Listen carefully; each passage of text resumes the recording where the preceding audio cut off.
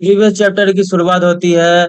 वहां पे एक जादुई चींटी दिखाई जाती है, उसी के साथ उसका चार और चींटी दिखाई जाती है। और यूलिसन का हाथ दिखाई जाता है। वो अपनी मुक्के को अपनी मोबाइल के ऊपर पटकता है और वहां पे नंबर 460 मर जाता है। उसी के बाद नंबर 800 आज भी मर जाता है। और यूलिसियन लगातार अपने मोबाइल के स्क्रीन के ऊपर पंच मारते रहता है और दिखाई देता है उसका स्क्रीन भी टूटने लगता है और उसका सर से भी खून आने दिखाई देता है। और उसी के साथ दिखाई देता है नंबर 809 भी मर चुका है। और यूलिसियन और फिर होश में आता है कि उसका मोबाइल टूट चुका है और थोड़ा देर तक वो ध्यान से अपने मोबाइल को देखता है। और उसी के बाद उसको समझ में आता है उसका मोबाइल का स्क्रीन टूट चुका है। और उसी के बाद वो रोते हुए उस बोलता है, मेरा मोबाइल का स्क्रीन टूट गया, मेरा मोबाइल टूट गया। उसी के बाद वो होश में आने के बाद अगल बगल देखने लगता है और अगल बगल देखते हुए सोचता है इतने सारा गोल्ड कॉइन। और उसके आसपास बहुत सारे गोल्ड कॉइन था, वो भी 100 वाला। बिस्तर में गोल्ड कॉइन, फर्श में गोल्ड कॉइन, मतलब गोल्ड ही गोल्ड। अंबानी मेरे घोड़े पे, ऐसा बात हो गया है यूलिसन के साथ। उसके बाद यूलिसन अपने टूटे हुए मोबाइल के देखता है और वहां पे सिस्टम का एक मैसेज आता है, टूटी हुई स्क्रीन। और उसी के बाद आता है सिस्टम का नोटिफिकेशन, अनजान भगवान का कर्म 1000 तक पहुंच चुका है। ये पढ़कर वह पूरी तरह हैरान रह जाता है। लेकिन असली झटका तो अभी बाकी था। अगले ही पल सिस्टम उसे एक नया टाइटल देता है, दुष्ट भगवान। और साथ में एक और उपाधि, क्रूर कातिल।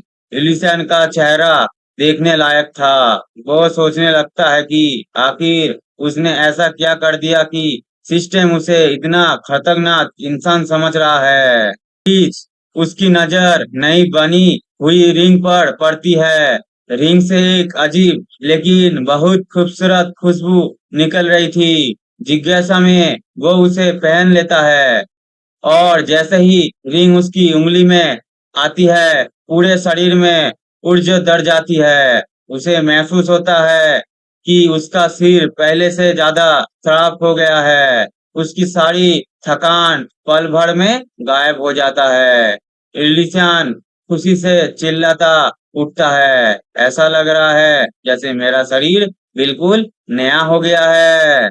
एक और नोटिफिकेशन सामने आता है, अंधे भगवान की आंख का विशेष अधिकार सक्रिय हो रहा है।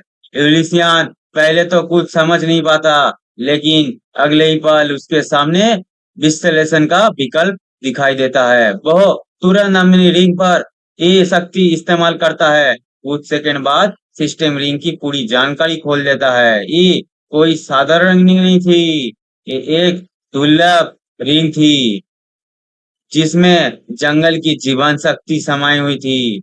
और इसकी सबसे बड़ी खासियत थी यूजर की क्षमताओं को बढ़ाना।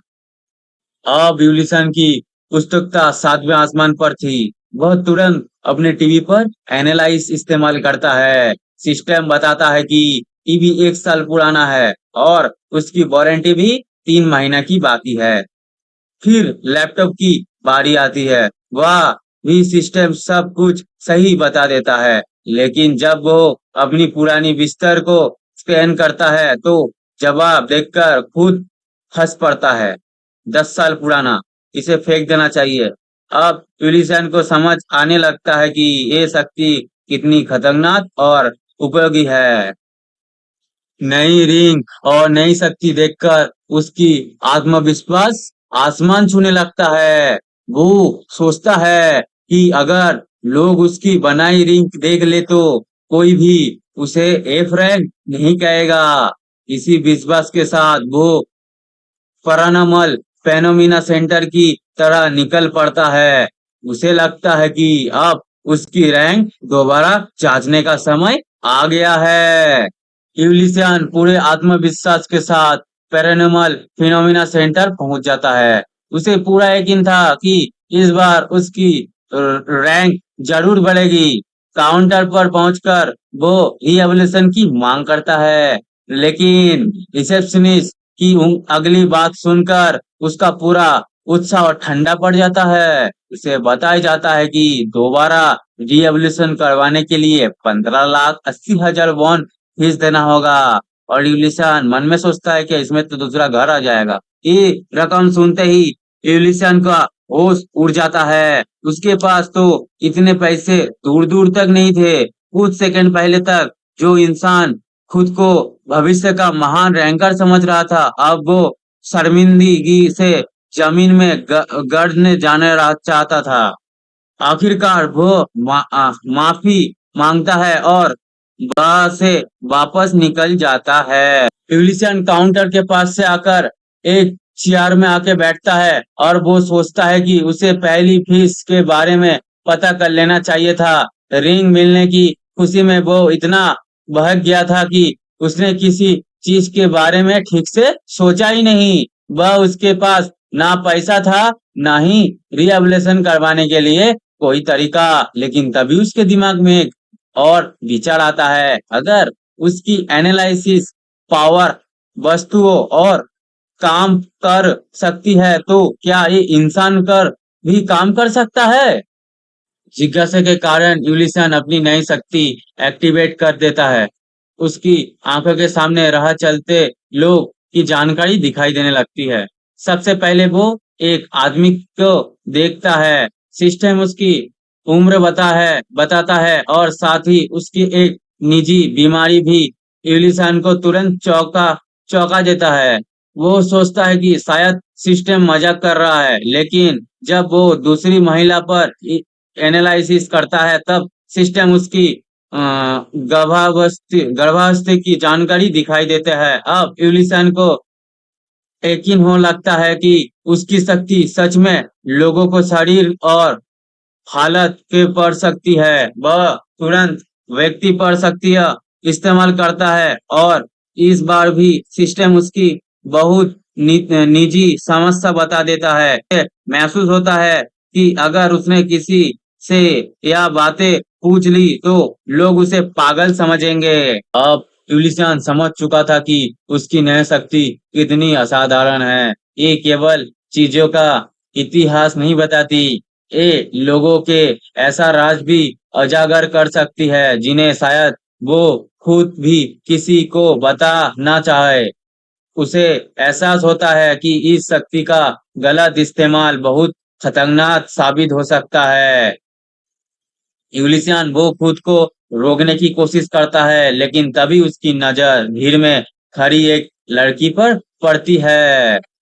जैसे ही यूलिसियन उस लड़की पर एनालिसिस का इस्तेमाल करता है, कुछ अजीब होता है।